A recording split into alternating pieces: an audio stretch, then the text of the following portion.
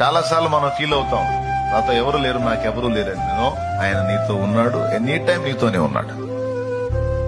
Any time నీతోనే ఉన్నాడు కాబట్టే నువ్వు ఎన్నిసార్లు వేదన పడి దేవా నాతో మాట్లాడు అంటే అన్నిసార్లు నీకు అందుబాటులోకి వచ్చి కరెక్ట్ గా నీకు సంబంధించిన మాటలు నీకు అందించి నిన్ను ధైర్యపరిచాడు. ఎంతమంది ఒప్పుకుంటారు? కొన్నిసార్లు నీకు ఆశ్చర్యం కూడా, ఏదో ఆశువుగా నువ్వేదో ఆలోచనలు చేసుకున్నావు, అవి నెరవేరినాయి.